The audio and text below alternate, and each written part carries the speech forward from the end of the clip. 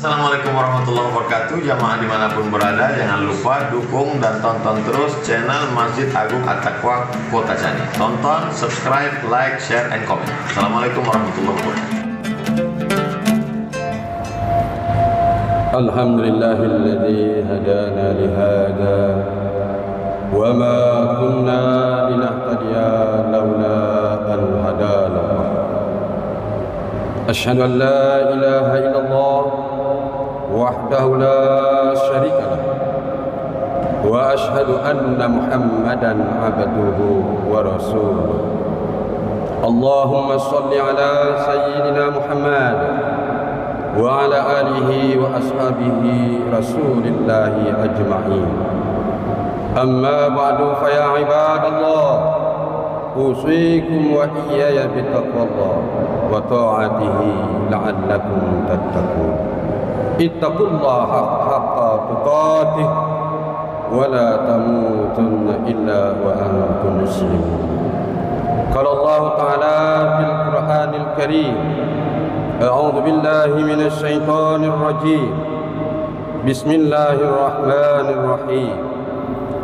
Walladzina kadzdzabu biayatina sanastadrijuhum min haitsu la ya'lamun wa umli lahum inna kaidi matin. Shadaqallahul adzim. Syukur alhamdulillah, sama-sama kita ucapkan atas kehadiran Allah Subhanahu wa taala. Pada hari yang mulia ini kita masih diberikan umur yang panjang, kesempatan dan kesehatan, sehingga dapat menunjukkan rasa taat dan syukur kita kepadanya melalui pelaksanaan ibadah salat jamaah Jumat di Masjid Agung At-Taqwa yang kita banggakan ini. Tentu kita berharap, berdoa dan berupaya semoga karunia yang diberikan oleh Allah Subhanahu wa taala ini senantiasa tercurahkan, terlimpahkan tentu kepada kita dan keluarga kita sampai berakhirnya kehidupan. Amin ya rabbal alamin. Selanjutnya selawat beriring salam sama-sama kita sampaikan, Allahumma shalli ala Muhammad, kepada junjungan kita yakni Nabi besar Muhammad sallallahu alaihi wasallam. Mudah-mudahan Rabiul Awal tahun 1447 tahun ini mengantarkan kita menjadi umat yang tidak hanya sekedar umat, tapi umat beliau yang berusaha menggemari ajaran dan sunnah beliau dalam segala aktivitas kehidupan kita, diawali dengan sekecilnya sampai dengan batas kemampuan kita, dimanapun dan kapanpun. Dengan demikian kelak di yaumil mahsyar kita termasuk golongan yang mendapatkan syafaat dari beliau. Amin ya rabbal alamin. Hadirin jamaah Jumat yang berbahagia, sejenak mari kita hentikan kesibukan kita untuk mengingat bahwa setiap napas yang kita hirup, setiap langkah yang kita ambil, dan setiap rezeki yang kita nikmati adalah rahmatnya yang tak terhingga. Mari kita ungkapkan dengan ucapan Alhamdulillahi Rabbil Alamin. Hal ini dilakukan dengan harapan agar kita tidak terjerumus dalam lembah istidraj, sesuai dengan judul khutbah kita pada hari ini, istidraj, jebakan kenikmatan yang membinasakan. Hadirin jamaah Jumat yang berbahagia, istidraj adalah pemanjaan agar lebih terjerumus kepada kehinaan. Demikian penjelasan Muhammad Hasbi As-Siddiqi dalam tafsir Al-Quran Al-Majid An-Nur. Oleh karenanya, seseorang yang sedang diuji dengan istidraj akan mengira bahwa berbagai kenikmatan yang dimiliki adalah kemuliaan dari Allah, padahal Allah sedang menghinakan perlahan-lahan dan bahkan membinasakan. Dia selalu berbuat maksiat dan tidak beribadah, namun Allah berikan kemewahan dunia. Allah memberikan harta yang berlimpah, padahal dia tidak pernah bersedekah. Allah karuniakan rezeki yang berlipat-lipat, padahal jarang sholat. Tidak senang pada nasihat ulama dan terus berbuat maksiat. Hidupnya dikagumi, dihormati, padahal akhlaknya rusak. Langkahnya diikuti, diteladani, dan diidolakan, padahal bangga menggumbar dosa dan maksiat. Dia sangat jarang diuji dengan sakit, bahkan senantiasa sehat, padahal dosa-dosanya menggunung. Tidak pernah diberikan musibah, padahal gaya hidupnya penuh jumawa, meremehkan sesama dan angkuh. Hadirin yang berbahagia, bahkan Allah berikan keluarga yang sehat dan cerdas, padahal dia memberi makan dari harta hasil yang haram. Bahkan lebih lanjut lagi, hidup penuh canda tawa, padahal banyak orang yang dia zalimi. Karirnya terus menanjak, padahal banyak hak orang lain yang diinjak-injak. Semakin tua semakin makmur, padahal berkubang dosa sepanjang umur. Dalam hal ini Allah Subhanahu wa taala mengingatkan kepada kita dalam surat Al-Qur'an Al-A'raf ayat 182 sampai 183 yang berbunyi, A'udzubillahi minasyaitonir rajim. Walladzina kadzabu biayatina sanastadrijuhum min haitsu la ya'lamun wa umli lahum inna kaidi matin. Dan orang-orang yang mendustakan ayat-ayat kami akan kami biarkan mereka berangsur-angsur ke arah kebinasaan dengan cara yang tidak mereka ketahui, dan aku akan memberikan tenggang waktu kepada mereka. Sungguh rencanaku sangat teguh. Bahkan dalam surat Al-An'am Allah gambarkan bagaimana orang yang mengalami istidraj. Falamma nasu ma dzukiru bihi fatahna alaihim abwaba kulli syai' hatta idza farihu bima utu aradnahum batatan fa idahum mublisun. Maka ketika mereka melupakan peringatan yang telah diberikan kepada mereka, kami pun membukakan semua pintu kesenangan untuk mereka, sehingga mereka bergembira dengan apa yang telah diberikan kepada mereka. Kami siksa mereka secara tiba-tiba, maka ketika itu mereka terdiam putus asa. Quran surat Al-An'am ayat 44. Hadirin jamaah Jumat yang berbahagia, istidraj secara bahasa berarti tangga, meningkat sedikit demi sedikit, tahap demi tahap, ataupun perlahan-lahan. Sedangkan secara istilah, istidraj berarti kenikmatan materi yang diberikan kepada seseorang yang secara lahir semakin bertambah, tetapi kenikmatan yang bersifat batin semakin dikurangi atau dicabut sementara ia tidak menyadarinya. Secara lahiriah, kemewahan dunia Allah berikan, namun secara batiniah, perintah ketakwaan atau ittaqullah ia abaikan. Uraian tersebut diperkuat oleh Rasulullah SAW melalui hadis yang berbunyi, "Idza ra'aitallaha ta'ala yu'til 'abda minad dunya ma yuhibbu wa huwa muqimun ma'asihi fa innama dzalika minhu istidraj." Dari Uqbah bin Amir dari Nabi SAW, beliau bersabda, "Jika kamu melihat Allah memberikan kepada seseorang hamba apa yang dia sukai dari perkara dunia, padahal dia terus berada dalam kemaksiatan kepadanya, maka ketahuilah bahwa hal itu adalah istidraj, jebakan berupa nikmat yang disegerakan dari Allah." Hadis riwayat Ahmad. Hadirin jamaah Jumat yang berbahagia, mengingatkan kita kepada Buya Hamka dalam tafsir Al-Ajhar jilid 3. Beliau menjelaskan bahwa istidraj menurut Al-Quran surat Al-An'am ayat 44 bermakna sesungguhnya, kata beliau, dikeluarkan dari garis lurus kebenaran tanpa disadari. Allah Subhanahu wa taala memperlakukan apa yang Dia kehendaki dan dibukakan segala pintu kesenangan hingga orang tersebut lupa diri. Inilah yang disebut dengan istidrat, kata Buya Hamka. Selanjutnya, bila kita analogikan ibarat yang orang mengalami istidrat ini adalah ibaratnya tidak ingat bahwa sesudah panas pasti ada hujan, sesudah lautan tenang gelombang pasti akan datang. Mereka dibiarkan berbuat maksiat dengan hawa nafsunya hingga tersesat jauh, lalu siksaan Allah datang sekonyong-konyong. Hadirin jamaah Jumat yang berbahagia, Allah melakukan pembiaran atas maksiat yang Dia lakukan.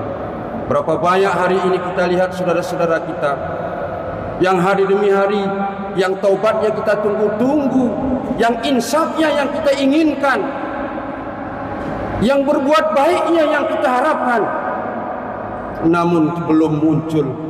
Bahkan sebahagian semakin merajalela. Siapa mereka? Saudara-saudara kita, anak-anak kita, tetangga kita, keluarga terdekat kita.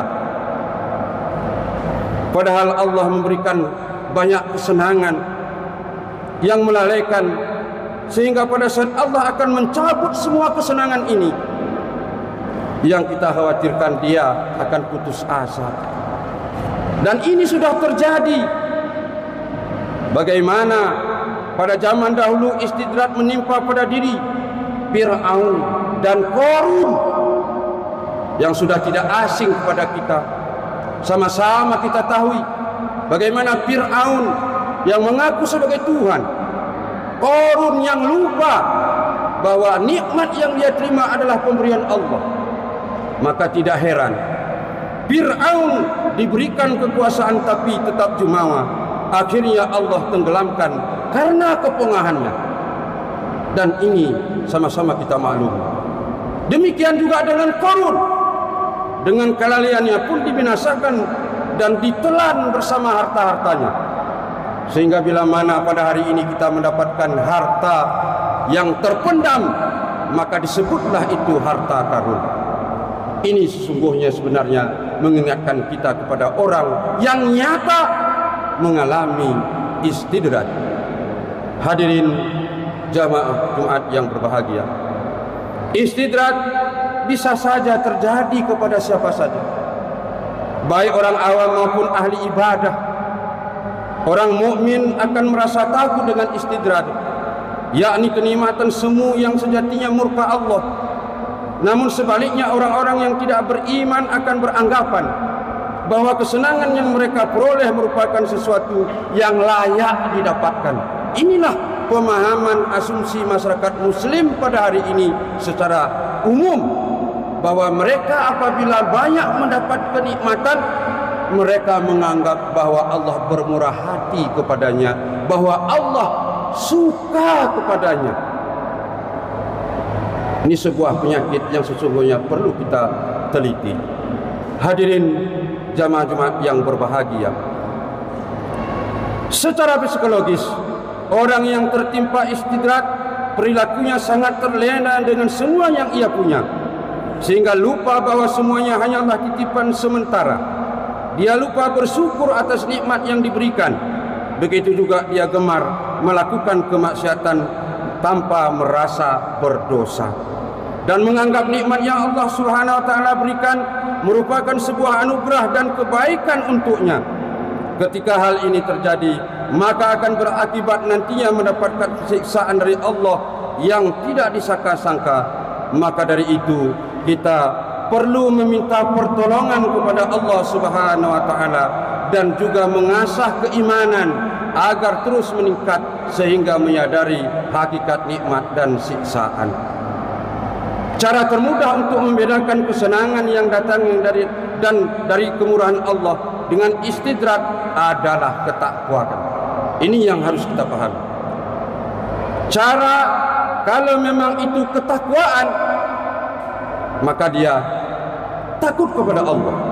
Jika orang tersebut taat dalam beribadah, bisa jadi nikmat yang diterima adalah kemurahan Allah. Namun begitupun sebaliknya, apabila orang tersebut lalai dalam ibadah, bisa jadi itu merupakan istidrat.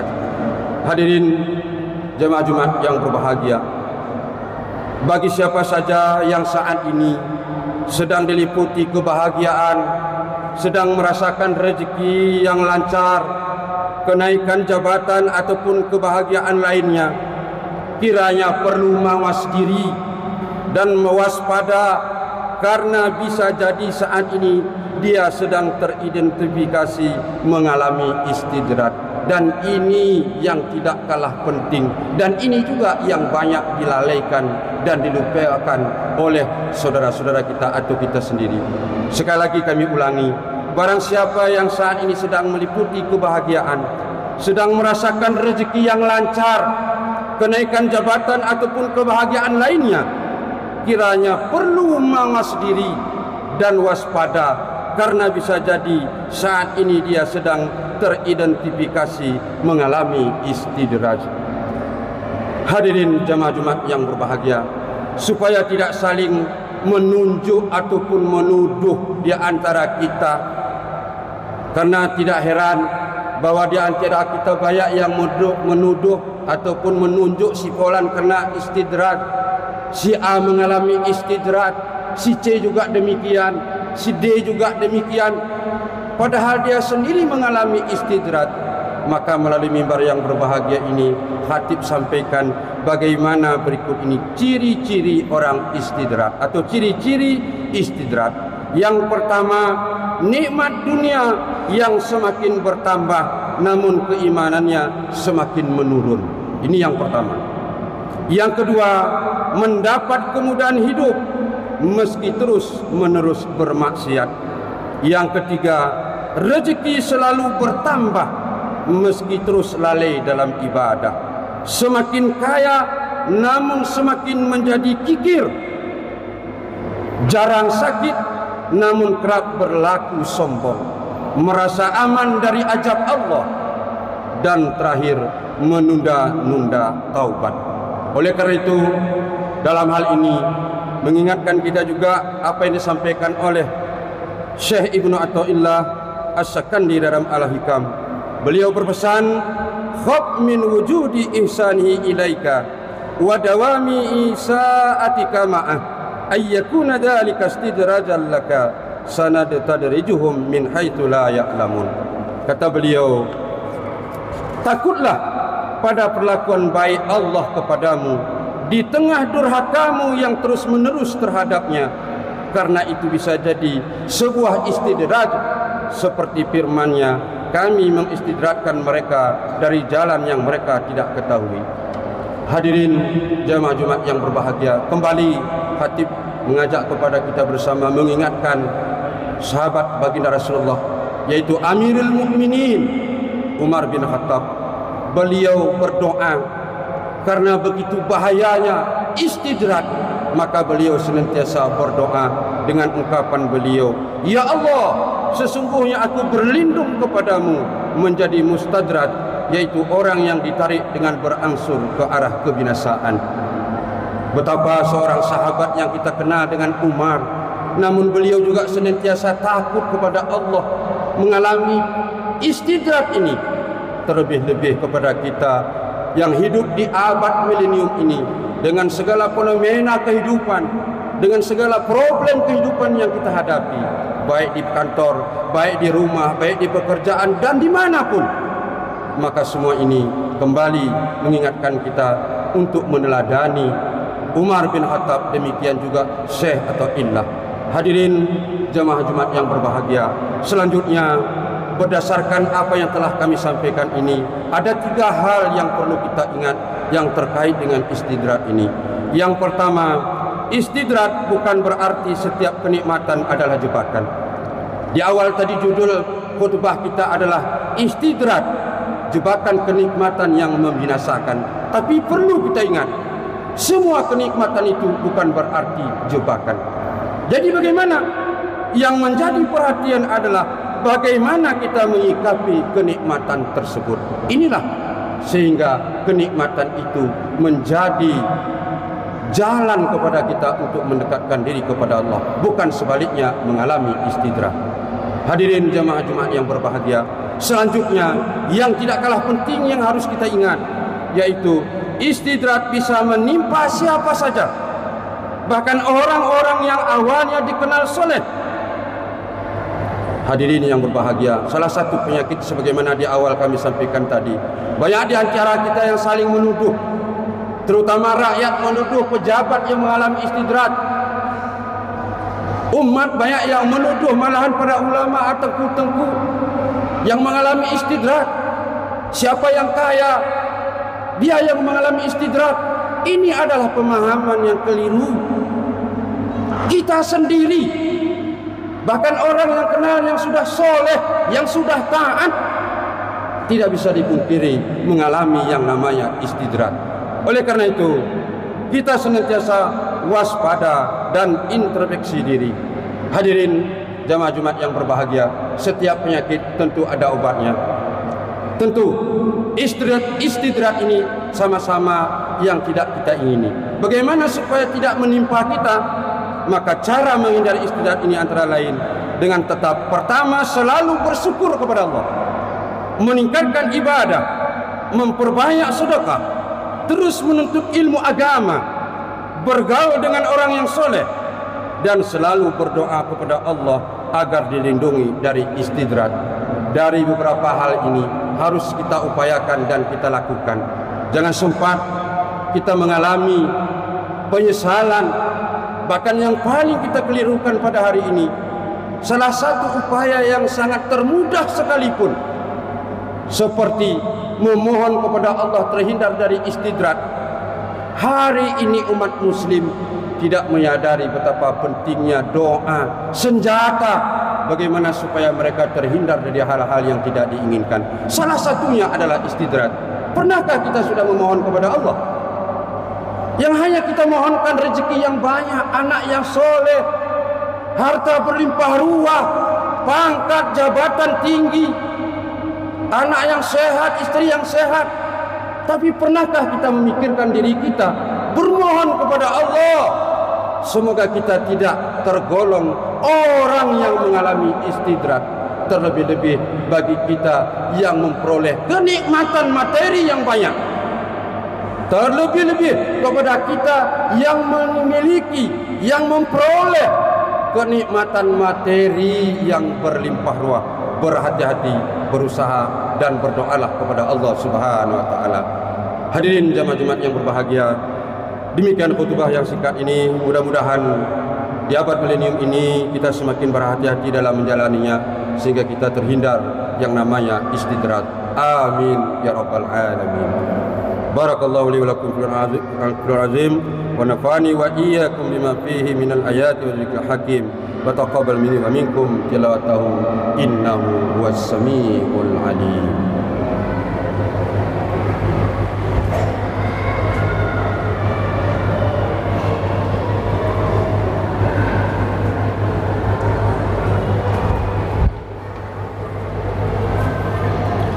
Alhamdulillah rabbil alamin.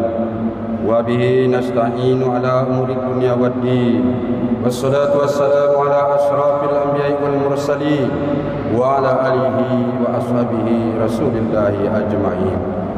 أشهد أن لا إله إلا الله وحده لا شريك له وأشهد أن محمدا عبده ورسوله. اللهم صل على محمد وعلى آل محمد. أما بعد فيا عباد الله أوصيكم وإياي بتقوى الله وطاعته لعلكم تتقون فقد فاز المتقون. قال الله تعالى في القرآن الكريم: أعوذ بالله من الشيطان الرجيم، بسم الله الرحمن الرحيم، إن الله وملائكته يصلون على النبي يا أيها الذين آمنوا صلوا عليه وسلموا تسليما. اللهم صل على محمد وعلى آل محمد كما صليت على إبراهيم وعلى آل إبراهيم وبارك على محمد وعلى آل محمد كما باركت على إبراهيم وعلى آل إبراهيم في العالمين إنك حميد مجيد. اللهم اغفر لنا للمسلمين والمسلمات والمؤمنين والمؤمنات الأحياء منهم والأموات برحمتك يا أرحم الراحمين. اللهم يا مقلب القلوب ثبت قلوبنا على دينك يا رحمن. اللهم أعنا على ذكرك وشكرك وحسن عبادتك يا رحمن يا رحيم. اللهم ربنا آتنا في الدنيا حسنة وفي الآخرة حسنة وقنا عذاب النار والحمد لله رب العالمين. عباد الله إن الله يأمر بالعدل والإحسان وإيتاء ذي القربى وينهى عن الفحشاء والمنكر والبغي يعظكم لعلكم تذكرون ولذكر الله